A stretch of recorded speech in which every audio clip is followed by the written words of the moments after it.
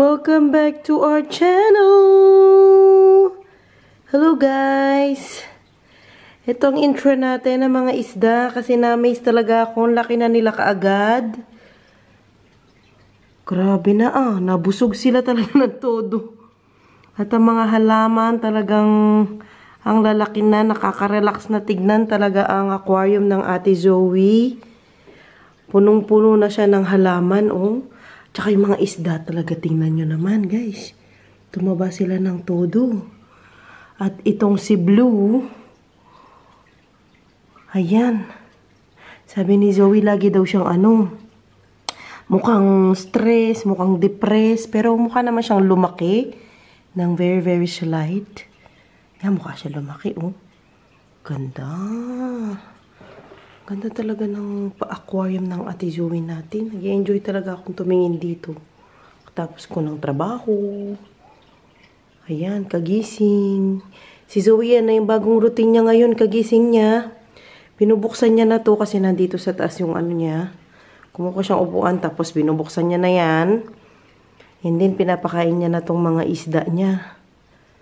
Ganda. Hindi na muna siguro kami magdadagdag kasi medyo marami na sila, Nasa daycare na ang mga bata.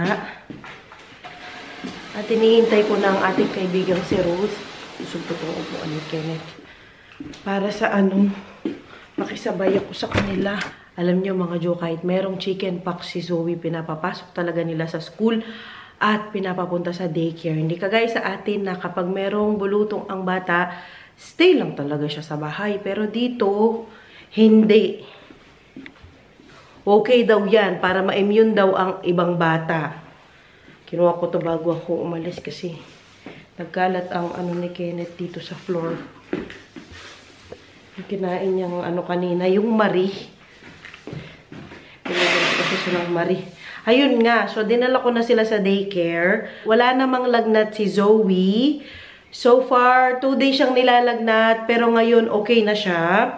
Pero lumabas na lahat ng mga niya, chicken pox niya. Pakita ko sa inyo, siguro bukas na kasi uwi na ako nito, alas 12 na ng madaling araw. Bukas ko na mapakita sa inyo yung niya, mga chicken pox niya. Si Kenneth, medyo irritable na at mainit na. Pero wala pa naman siyang lagnat. Sinat, kasi tinignan ko kanina 37.8 ang kanyang temperature. Hindi ko pa siya binigyan ng paracetamol. Meron na akong nakitang 2 spot dito. Tapos dito, 2, 3, ganyan na maliliit lang. Hindi pa malalaki as in kagaya kay Ate Zoe na paano na kasing kay Ate Zoe pawala na. Hindi nga ako nakapag vlog ng ilang araw. Kasi nga, alam nyo naman, busy ang inyong nanay. Ayun, dinala ko na sila sa daycare. Pero 1 oras lang sila doon. 2 to 3 lang sila. Kasi si Daddy, uuwi ng 2 o'clock. Tapos 3, susunduin niya na ang mga bata. Hindi kasi siya nakapagpaalam. Pinag-usapan kasi namin, uwi siya ng 1 para yung mga bata hindi na sana pumunta ng daycare. Pero si Zoe, hindi siya pumasok ng school. Sa lang talaga siya, sa daycare lang talaga. Pero pinapapasok na siya ng teacher niya kasi daw hindi naman daw nilalagnat. Pero kasi medyo inuubo pa siya. At hinihingal-hingal kasi nga sa asthma niya. Kaya hindi ko talaga muna siya pinapasok. Ilang araw na siyang hindi pumapasok nga. Tsaka nalalambot talaga siya. As in. Wala pa ang ating Ruth. Tanggalin ko muna ito. Walisin ko to saglit, mga Jo. And itutuloy ko yung vlog ko. I-update ko kayo about sa mga na mga bata. Virus. Every month na lang. Magmula noong nagka-corona si Kenneth. Tapos every month na nun may sakit siya. May virus, may ubo, may sipon. Medyo heavy ang last quarter ng taon namin kasi nga nabisi ng todo, lumipat, nagkasakit-sakit ang mga bata. Pero ngayon, na halos kumakalma na ang sakit ng mga bata. Nagka-chicken pox naman sila.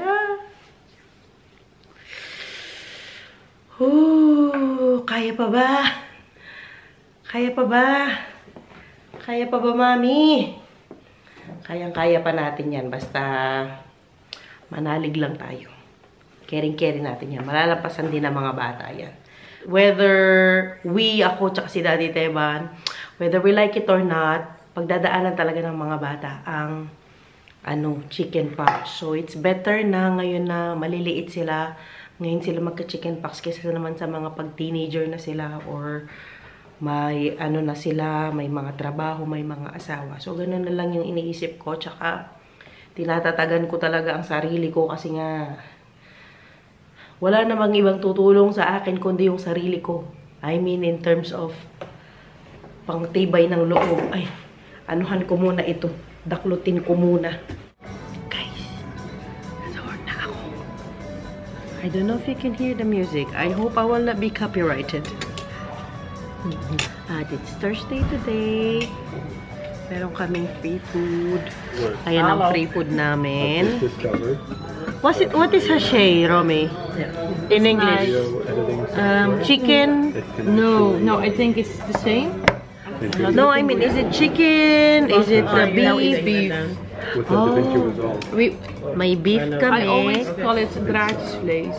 Okay, but it's beef. Yeah, in there. Okay. I've never really May beef. the look of May beef. Paulit-ulit. Yeah. Beef. Tapos ito, which is nice. kulay purple na which is nice. repolyo. Everything is Na nilagyan nila ng and there's no motion blur because the sugar ng konti. shutter speed is At binoil lang nila. In the camera, it's Tapos ito, well maybe no actually I don't think patatas at saka kale. Minash nila yung patatas tapos nag-boil ng kale. Tapos nilagay an dyan. action cam from 2016. Tapos yung last ay patatas lang. Every Thursday, kapag panggabi ang schedule, meron kami laging ganito, libreng pagkain. Minsan sausage, basta may gulay, may patatas, tapos may meat. So, iba-iba yung meat, pero yung patatas tsaka gulay, most of the time pareho lang. Yan, ang lasa ng beef ay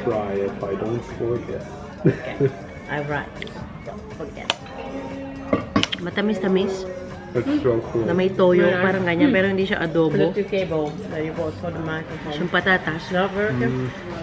Well, I've tried them. Very healthy. I'm still hearing the humming. This one. Yeah.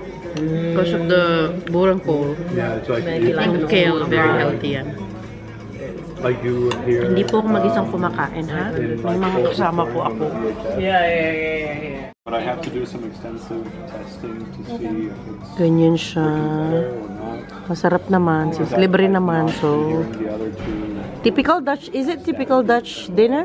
taking the right Okay, that went away with it. This is Dutch. This is Dutch. This is. I'm not sure if this is Dutch. results Say I'm not sure. Typical Dutch na na pagkain. Ganyan. Ganyan ang kinakain nila. Minsan pag dinner. Pero lagi-lagi ang nila, staple food nila ay patatas. Ganyan. Kulay ng mga kasama ko. Ito si Romy dito banda, ayaw niya magpakita. Si Lily and Herban, Rachel. Say hi to my vlog. Hi, vlog. Who's vlog? Say hi to my vlog. No, dog. The word is dog. Vlog. Hello, little vloggy. Please subscribe. You're automatic, guys. Like. I'm your subscriber. Take two. I thought she was Lily. It's so funny. Dito kami sa gilid ng kantin namin. Meron kaming doon, Yeah. Say. Di ko alam kung gumagana yan. Yeah. Hit the Parang road. game machine. Tapos merong bar dito. And then merong pwede ka mag-darts dito. Guys, into their house. Yan. So yan ang aming kantin. Kain muna kami. Okay, So na yun na nga. Tapos na ang trabaho. Wala Nandito na. Paano ka sis? Paano ka? Natulog ka, no? natulog lang sa production. Nagkapalit-palit kami today. Ay, naku po. Tapos na naman ang magdamag. Ang isang gabi ng ano. March 1 na. Birthday! Malapit na birthday niya. Malapit na birthday ko, guys. Abangan nyo yung ano pa-surprise ko. May pasabog siya, may pasabog. Oo, uy, 3 winners na ngayong March. May paraffle. Uy, sumali ka. Tig 1,000. Sumasaya ko, di man ako nahuhulog. Dapat kasi nagko-comment ka sa mga videos ko. Uwi na kami. Iba kasi yung website ko eh. Iba ang nilalaro eh. Halika na. Uwi na tayo. Uwi na tayo, guys. Tara na. Para ano? Makapagpahinga.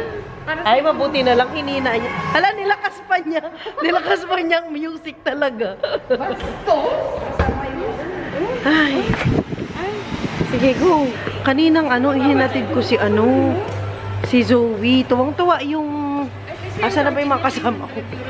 Tuwang-tuwa yung ano, may-ari nung daycare. Kasi daw, gusto daw ng mga magulang na mahawa na yung mga anak nila ng chicken pox nga ni Zoe ngayon kaysa sa kapag summer, mas mainit, mangangati yung mga balat ng mga bata. Chika ko na lang, mami, ang gulo ng dalawa na to eh. Di ako makachika. Ayan na naman ang padisco. Sayawan mo nga sila, sis, para mag-subscribe. Sumayo ka dyan. Hoy, nakita ko yung sayaw mo sa, ano, sa shorts. Grabe! Ang lambot niya, no? Ang lambot mo, sis. Ayan na naman ang ano natin, pa-disco. Naka-on na naman. Ingat ka, sis. Nakakabulag naman ang ano nito. Bye. Please subscribe. Grabe ang dilim, no? Ayun nga, sabi nung ano, may-ari nung daycare, gusto nga daw ng mga magulang na mahawa na yung mga anak nila. Ngayong winter, malamig dito. Nakatago pa yung mga anak. At saka pag nangati sila, dito muna ako kasi may ilaw. pailaw. Kapag nangangati sila, at least malamig. Kapag mainit, lalong masakit yung kate. Kasi makati yung mga chicken pox, di ba? So, mas gusto daw nila yon. Kaya dalhin ko daw lagi sa kinder si Zoe. Para ikalat niya yung ano niya, yung virus niya. Nasa bahay na tayo. Grabe na naman ang aking eye bags for today's video. Buti na lang talaga sinasabay ako ng ating kaibigan na si Ruth. Mabilis ako nakakauwi. Ano na dito? 12:25 na madaling araw. Mabilis lang ang ano, biyahe pag nakasasakyan. Nag-chat sa akin kanina si Daddy. Pinalan daw niya ako ng tinapay na dito nga sa table. Kasi alam niya kapag umuwi ako ng madaling araw, talagang gutom na gutom ako. As in, super, hindi naman ako sobrang pagod sa trabaho. Yung ano lang talaga, last kasi namin kain, alas 5 ng hapon. Kaya yung alas 12, gutom na ako. Anyway, yung kinakwento ko kanina, yun nga, pinunta ko sa daycare si Zoe. Pero hindi pa naman siya nag-school nga. Tapos si Kenneth, may nakita na nga ako ng spot niya. Tapos, tinanong ko naman si Daddy Teban kung ano na din siya. Nagkaroon, ng chicken pox. Sabi niya, nagkaroon na rin naman siya. Actually, tinawagan ko si Mama Marina, tinanong ko, nagkaroon na daw. Tapos ako din, sabi ni Mama B, nagkaroon na din daw ako noong bata pa. So, hindi na kami mangangamba na magkakaroon kami ulit. Magkakaroon ka ba ulit kapag nagkaroon ka na nung bata ka? Parang hindi na, no? Hindi ko lang din sure yan. Pero sabi naman ni Mama B, hindi na daw. Pag nagkaroon ka na, okay na. Pumunta pa man din ng mga kaibigan natin dito nung Sunday. Na dito, Friday na, March, 1, ngayon. Minessage ko nga sila kanina, si Inday at saka si Waray, kasi nga, ayan nga, confirm na merong chicken pox si Zoe. Tapos sabi ko, bantayan nila yung mga bata, baka kasi, for sure, actually, mahawa sila. Nung Sunday naman kasi, okay naman ang Zoe. Wala naman siyang lagnat or whatsoever. Hindi siya sinisipon or kahit ano. Pero, sinan nga sa akin ni Inday kanina, sabi niya gano'n, 10 to 12 days yata, meron before mag-react yung katawan ng bata or lalabas yung mga chicken pox. Sinend sa akin ni, ayun. Sinend kasi sa akin ni Inday yung bago lumabas yung, or bago mag-develop yung chickenpox. Ilang days. It takes about 2 weeks from 10 to 21 days after exposure sa tao na may chickenpox. Doon pa lang lalabas yung chickenpox. Siguro na-expose din si Zoe sa sa school. Kasi last time na pumunta kami doon, meron talaga mga bata na may chickenpox. Pinapapasok talaga nila dito. Wala silang pakialam. Hindi na siguro sa walang pakialam, pero yun kasi yung advice ng doktor na kahit may virus, papasok pa rin. Siguro, discretion na lang ng magulang kung mataas ang lagnat ng bata, syempre, or matamlay ang bata, wala siyang gana, yung lethargic yung bata. Syempre, hindi na papapasukin ng magulang kapag ganun, di ba? Pero advice na pasok pa rin ang mga bata sa school at dalhin pa rin sa daycare. Kahit na may virus kasi normal lang daw yan. Masakit pa rin ang ulo ko. Maglilimang araw na tong sakit ng ulo ko. Halos everyday nakakaanim akong paracetamol. Bukas papacheck up na ako. Ay hindi, mamaya. Kasi na dito Friday na, March 1. Mamaya kagising ko kasi may dito yung walk-in na check-up, yung hindi mo kailangan ng appointment. 7 ng umaga hanggang 9 ng umaga. Punta ako doon. Pa-request ako ng gamot or ng MRI or Yung sakit ng ulo ko ngayon, wala na dito. Dito na yung sa harapan ng mata ko. Basta dito banda. Harapan ng mata. Hindi dito. Dito sa may bandang mata. Pag ganyan, hanggang dito. Masakit. Sobrang sakit. 6 na paracetamol na iniinom ko, pero hindi sila, tumatalab. Nawawala, tapos andyan na naman, maghapon. Sobrang sakit ng, ko, ng ulo. Pero baka itry ko din na magpaano ng mata. Minsan kasi, di ba, kapag sumasakit lagi yung ulo mo sa yung grado ng mata mo, baka mataas na ulit. Baka tumaas na lalo ang grado ng mata ko. May salamin kasi ako dati. Hindi ko kasi sinusuot kasi nga, sagabal sa trabaho kasi may hawak kang machine. Basta feeling ko nahirapan ako kapag may salamin kapag nagtatrabaho. Kaya hindi ko sinusuot yung salamin ko dito sa bahay. Sinusuot ko lang talaga pag nag-i-edit ako, ganyan. Pag nagbabasa, ganun lang. Pero pag sa trabaho and everyday, lang, hindi ko yun talaga sinusuot. Nasugat ako nung kamakailan ba? Nung isang araw na nasaksak ko yung sarili ko sa... Meron kasi kaming mga cutter. Nasaksak ko yung sarili ko dun sa cutter. Grabe ang dugo. Akala ko ako yung... Parang yung ko, ugat. Pero hindi naman. Medyo masakit siya kasi kung makikita nyo, may bugbog siya dito. Ayan yung pabilog. Mahirap magtrabaho. Kasi nga may bugbog, medyo masakit. Pero yung mismong sugat, pahilom na siya. Ayan may bugbog siya. Okay naman siya kasi aksidente nga. Hindi naman okay naman. Try ko talaga bukas kung magising ako na maaga. Magpa-check up na talaga ng sakit ng ulo na to. Wagas ng sakit ng ulo. Pasensya na po kayo. Hindi ko na nasali yung mga bata dito sa vlog na to kasi madaling araw na dito. Hindi ko sila napakita dito sa vlog na ito. Sa next vlog ko na lang papakita ko yung update sa kalagayan ni Zoe at kalagayan ni Kenneth sa kanilang chickenpox. Anyway, maraming salamat po sa patuloy na pagsuporta sa aming channel at sa patuloy na panonood ng aming channel. Thank you so much mga Jo. Kung wala po kayo, wala po ang Zonina's World Vlog. And please continue on watching us ngayong month ng March. Ang bilis ng panahon, no? March na nga. Parang kamakailan lang, magpasko tayo, tagalis tayo ng Christmas tree. Tapos ngayon, March na. Bilis talaga ang panahon. At speaking of March, malapit na ang birthday ni Pinay Double Dutch. Kailangan ko pala siyang hanapan ng regalo. tingin ako ng regalo mamaya online na lang kasi alam niyo naman wala tayong oras pumunta sa mga tindahan. Again, thank you all so much po for watching. Kung hindi pa po kayo nakasubscribe sa aming channel, please do subscribe and click the notification down below na rin po para po updated kayo sa lahat ng aming videos. Words are not enough po sa pagiging thankful namin dahil sa patuloy ninyong pagsubaybay sa aming channel. O siya! Mahaba na itong aking kadramahan dito. Again, thank you all so much and mabuhay po kayong lahat. Bye! See you all next time!